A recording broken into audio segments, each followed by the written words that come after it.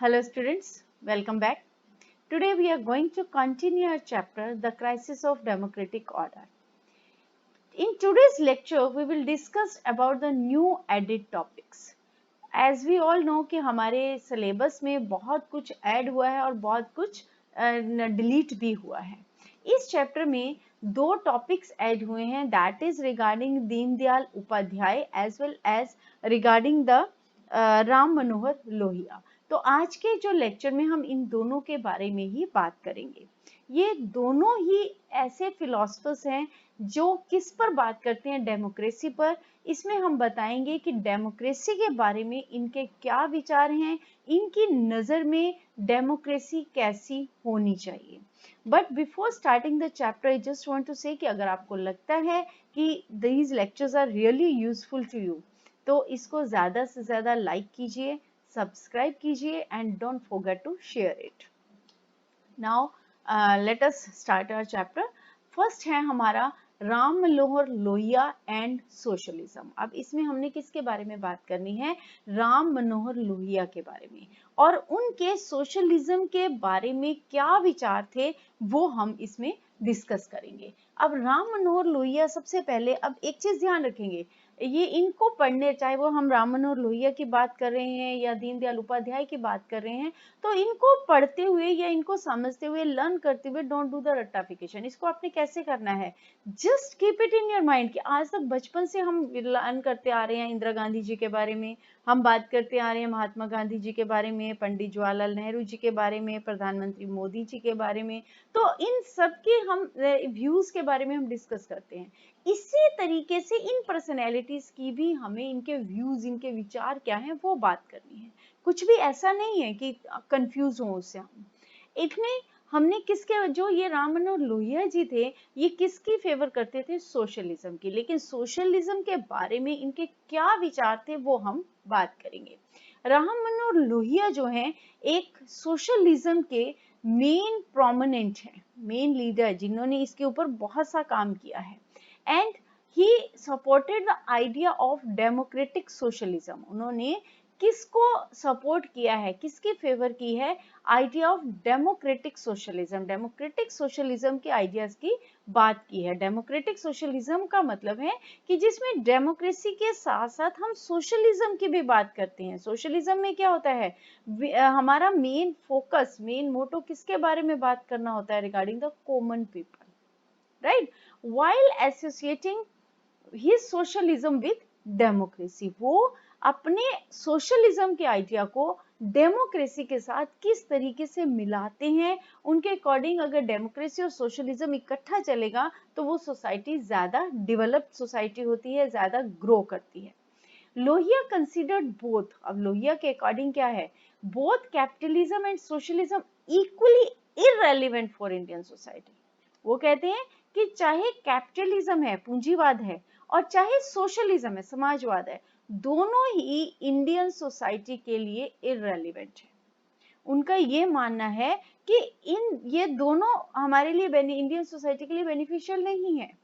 His principle of democratic socialism has two objectives. उनका जो democratic socialism का जो आइडिया है उसके अकॉर्डिंग हमारे उसके उनके क्या है, उनके प्रिंसिपल्स जो हैं उनके वो टू ऑब्जेक्टिव्स हैं, उसके दो मकसद हैं. कौन कौन से मकसद हैं? कि अगर डेमोक्रेटिक सोशलिज्म होगा तो उसके टू मेन मोटो होंगे.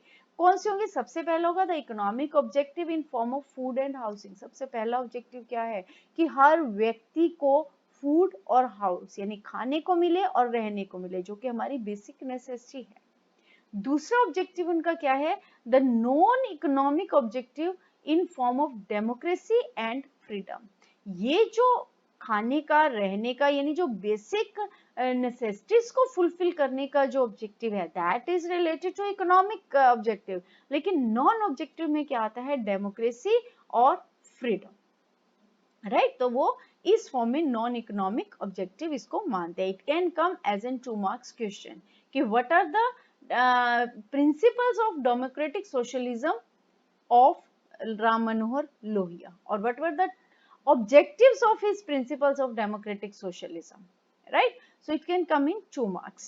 एज वेल एज ये भी आ सकता है कि what idea he has given, तो कौन सा आइडिया उन्होंने दिया है, he has given the democratic socialism, idea of democratic socialism, right.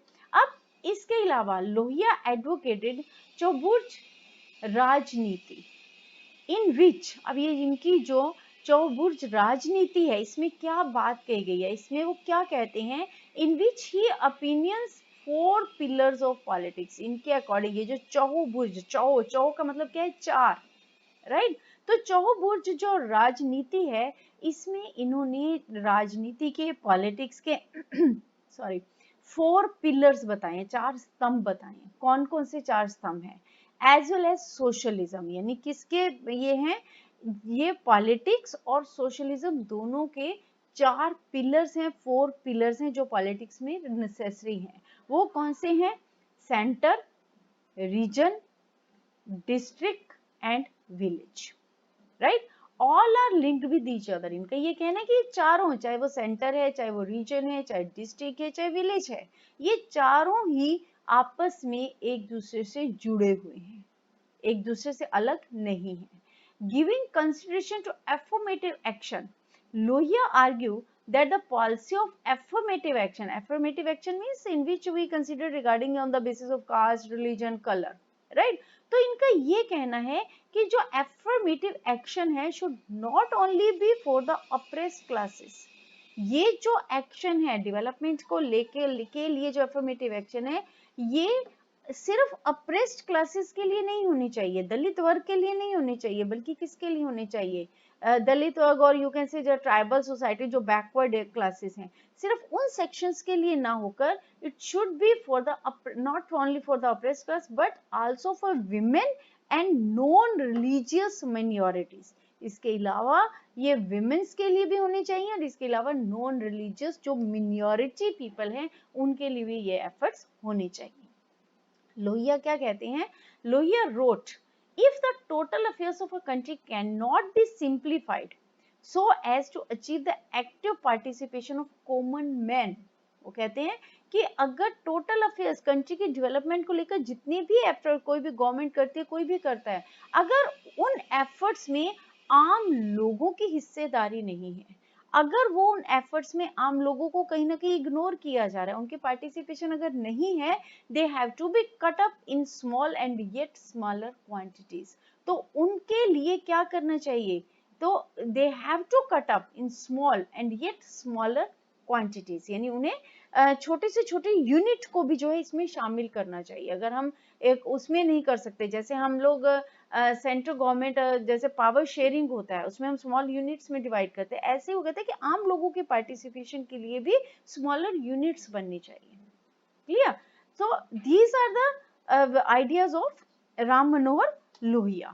अब इसके अलावा based on premises of democratic socialism and चौबुर्ज राजनीति, चौबुर्ज राजनीति में हमने किस बात की डिस्कस किया था, 4 पिलर्स। अब वही जो 4 पिलर्स हैं that can come as an 4 marks question, right, और एज एन 1 और 2 marks question also it can come. अब चौबुर्ज राजनीति, लोहिया सपोर्टेड, लोहिया किस चीज को सपोर्ट कर रहे हैं, अ पार्टी ऑफ सोशलिज्म, कौन सी पार्टी की, किसी भी देश की डेवलपमेंट के लिए कौन सी पार्टी होनी चाहिए, socialism.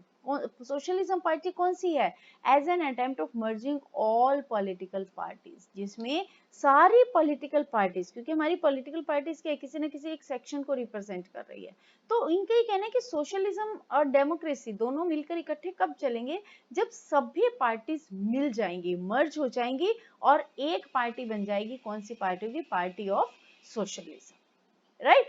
then the party of socialism according to Lohia should have 3 symbols। अब कहते हैं कि सारी पार्टीज को मिलाकर जो पार्टी ऑफ सोशलिज्म बनेगी, राइट, उसमें क्या होने चाहिए, उसके 3 सिंबल होने चाहिए। कौन से 3 symbols, again you have the question of 1 और 2 मार्क्स, किसके सिंबल्स पर अलग क्वेश्चन आ सकता है। अब कौन से 3 सिंबल्स की बात कर रहे हैं, वो स्पेड, स्पेड क्या होता है, प्रिपेयर टू मेक एफर्ट, यानी एक ऐसी पार्टी जो ये सिंबलाइज करे कि वो कंट्री को डेवलप करने के लिए, कंट्री को आगे ले जाने के लिए किसी भी तरह का एफर्ट करने के लिए कभी भी किसी भी सिचुएशन में रेडी है, right, always ready. Then vote, power of voting. Third one is prison, यहाँ प्रिजन का मतलब जेल नहीं है, यहाँ प्रिजन का मतलब क्या है, विलिंगनेस टू मेक सेक्रीफाइसेस, कि अगर कंट्री के डेवलपमेंट के लिए, कंट्री के भले के लिए, कंट्री के हित के लिए, राइट, अगर कभी कोई सेक्रीफाइस भी करना पड़े तो this party always ready to sacrifices for their for its nation, अपने राष्ट्र के लिए, अपनी कंट्री के लिए, अपने लोगों के लिए party always ready to sacrifice. Clear? तो ये तीन कौन कौन से तीन सिंबल्स बताए हैं, that are spade, vote and prison. Clear? Then Lohia's progressive view proved inspirational to many Indians. इनके ये जो प्रोग्रेसिव व्यूज हैं ये बहुत सारे इंडियन पीपल्स के लिए, इंडियन लोगों के लिए एक इंस्पायरेशन का काम करते हैं, एक उनको कह लीजिए कि मोटिव, एक उनको बूस्टअप करते हैं, इंस्पायर करते हैं। क्लियर? तो ये तो हमने बात की है राम मनोहर लोहिया जी की, जिसमें हमने उनके चौबुर्ज राजनीति की बात की है, उसमें हमने 4 पिलर्स को डिस्कस किया, एज वेल एज हमने ये बात की कि उन्होंने कौन सा आइडिया दिया था, आइडिया ऑफ डेमोक्रेटिक सोशलिज्म का। ठीक है, आपको ये चीज ध्यान रखनी है कि आइडिया ऑफ डेमोक्रेटिक सोशलिज्म का उन्होंने आइडिया दिया। इसके अलावा 4 पिलर्स की बात की हमने, फिर चौबुर्ज राजनीति की बात की है, उसके बाद हमने बात की कि चौबुर्ज राजनीति में कौन से 3 सिंबल्स हैं जिनकी उन्होंने बात की है। मेनली हमने इसमें क्या किया कि वो क्या चाहते हैं कि एक जो है पॉलिटिकल ऐसी पार्टी बने, जो कौन सी पार्टी हो, पार्टी ऑफ सोशलिज्म, वो आम लोगों की पार्टिसिपेशन चाहते हैं कि छोटे से छोटा व्यक्ति, हर व्यक्ति जो है देश की डेवलपमेंट में उसकी पार्टिसिपेशन का होना जरूरी है, राइट। अब इसके बाद नेक्स्ट हमारा जो न्यू एक और जिनकी पर्सनैलिटी को जिनको ऐड किया गया है, that is regarding Deendayal Upadhyay and integral humanism. इन्होंने कौन सा कंसेप्ट दिया, इंटीग्रल ह्यूमनिज्म का। जैसे राम मनोहर लोहिया जी ने डेमोक्रेटिक सोशलिज्म की बात की है, इन्होंने किसकी बात की है, इंटीग्रल ह्यूमनिज्म। आपको पढ़ते हुए इन दोनों को साथ साथ कंपेयर करना है, अगर कंपैरिजन भी आ सकता है, अगर आ जाए तो यू मस्ट नो कि उन्होंने क्या बताया, इन्होंने क्या बताया, उनके विचार क्या थे, इनके विचार क्या थे। क्लियर? उन्होंने किसकी बात की है, डेमोक्रेटिक सोशलिज्म की। राम दीनदयाल उपाध्याय जी ने किसकी बात की है, इंटीग्रल ह्यूमनिज्म की। अब ये इंटीग्रल ह्यूमनिज्म क्या है, इसके बारे में हम इसमें डिस्कस करेंगे। Pandit Deendayal Upadhyay was a philosopher, sociologist, economist and politician, means he was all rounder, right. उनकी जो पर्सनैलिटी है that was all rounder personality, multi task person he was.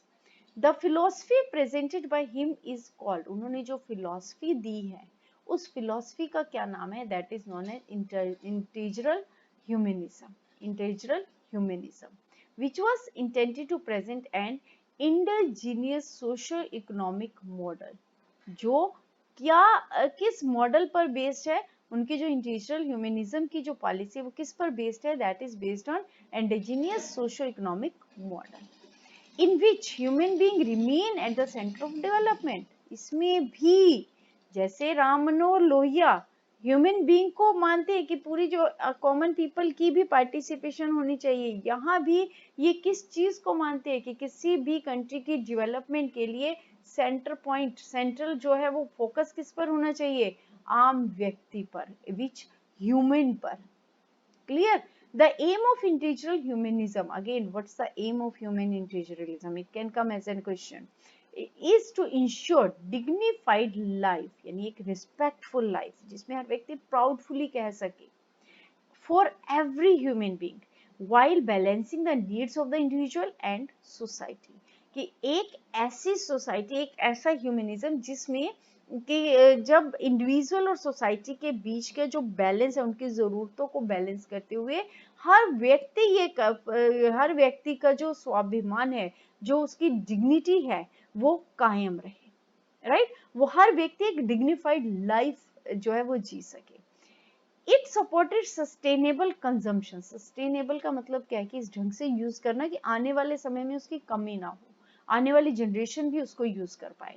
sustainable consumption of natural resources so that those resources can be replenished, ताकि उनको दोबारा से बनाया जा सके, दोबारा से वो कभी भी खत्म ना हो, उनको दोबारा से रिसाइकिल किया जा सके, उनको दोबारा उनकी ग्रोथ हो पाए उन नेचुरल रिसोर्सेज की, right. Then integral humanism enhances not only political, अब ये कहते हैं कि जो इंटीग्रल ह्यूमनिज्म की जो ये बात कर रहे हैं, जो आम व्यक्ति की बात कर रहे हैं, उनके सोशो इकोनॉमिक डेवलपमेंट की बात कर रहे हैं, वो कह रहे हैं कि इस इंटीग्रल ह्यूमनिज्म का जो इनका कंसेप्ट है केवल पॉलिटिक्स के बारे में बात नहीं करता, but also economic and social democracy and freedom, right. इसके साथ साथ अब ये भी किसकी बात करते हैं, economic and social democracy and freedom की बात करते हैं। राम मनोहर लोहिया जी को पढ़ते हुए हमने बात की थी कि वो भी सोशल डेमोक्रेसी एंड फ्रीडम की बात करते हैं। तो these are the similarities, right. As it seeks to promote diversity it best suited for a country as diverse as India. उनका ये कहना है कि क्योंकि इंटीग्रल ह्यूमनिज्म डाइवर्सिटी को रिप्रेजेंट करता है, तो इसलिए ह्यूमन इंटीग्रल ह्यूमनिज्म को अपनाना इंडिया जैसे देश के लिए, जहां डाइवर्स पीपल है, डाइवर्स पॉपुलेशन है, उसके लिए बहुत ही सही रहेगा, सुटेड होगा इसके लिए, राइट। तो India can develop much better और मोर अगर किसको अपनाते हैं, इंटीग्रल ह्यूमनिज्म को। Then the philosophy of integral humanism is based on the following three principles. इनकी जो integral humanism है ये तीन principles पर based है। कौन सी है? First is privacy of whole, not part. यानी कि आपने अगर importance देनी है तो एक को पूरे को देनी है, उसका एक हिस्सा नहीं उठाना है, right? Then supremacy of dharma, धर्म को ये moral values, spiritual values को ये बहुत important मानते हैं। देन ऑटोनॉमी ऑफ सोसाइटी, समाज की ऑटोनॉमी, समाज का control. Pandit Deendayal Upadhyay opposed both western capitalist individualism and Marxist socialism. उन्होंने कैपिटलिज्म और सोशलिज्म दोनों का ही विरोध किया है, same.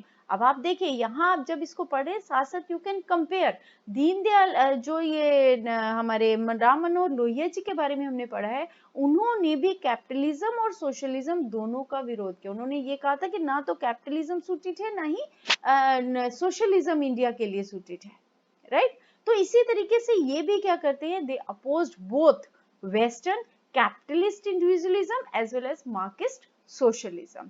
According to Deendayal Upadhyay, capitalist and socialist ideologies only consider the need of human body and mind। अब ये क्यों अपोज करते हैं? क्योंकि इनका ये कहना है कि जो ये कैपिटलिस्ट आइडियोलॉजी है यूएससी की, या सोशलिस्ट आइडियोलॉजी है जो कि यूएसएसआर की थी, रशिया की, तो ये दोनों ही आइडियोलॉजी किस चीज को कंसीडर करती है? ये दोनों आइडियोलॉजी केवल और केवल ह्यूमन बॉडी और उसके माइंड, हमारे शरीर को किस चीज की जरूरत है, हमारे माइंड को किस चीज की जरूरत है, केवल उसकी बात करते हैं। So they are based on materialistic purpose. अब इनकी जरूरतों को पूरा करने के लिए हमें मटेरियल्स को यूज करना होगा, यानी मेटेरियलिस्टिक पर्पस होगा। That is why they always talk about industries and all. Whereas spiritual development is equally considered important for complete development of human being, which is missing in both capitalism and socialism। ये क्या कहते हैं? हमने अभी इनके principal की बात की थी, सुपरमेसी ऑफ धर्मा, राइट। एक प्रिंसिपल इनका कहता है सुपरमेसी ऑफ धर्मा।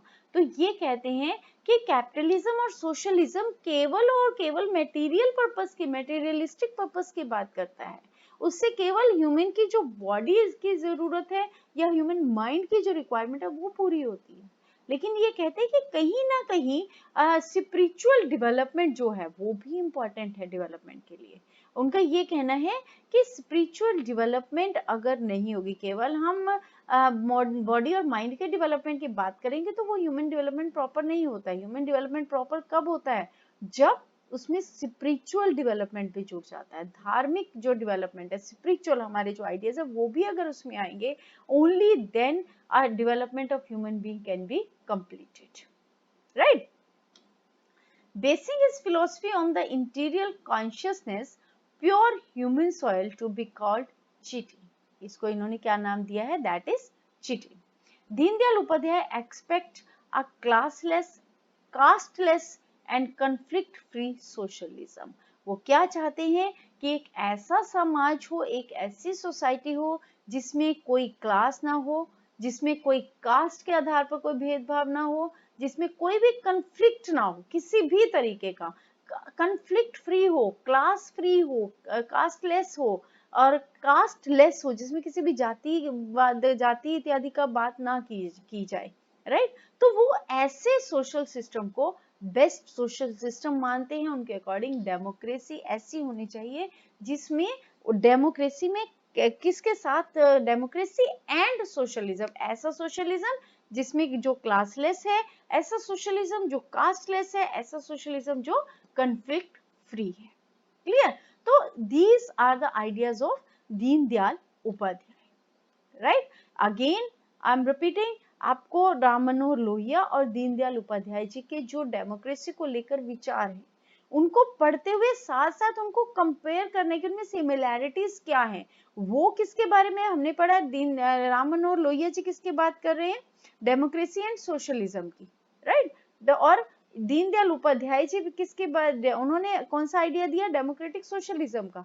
दीनदयाल उपाध्याय जी ने कौन सा आइडिया दिया, इंटीग्रल ह्यूमनिज्म का। Clear? All this is about these two great personalities. Thank you.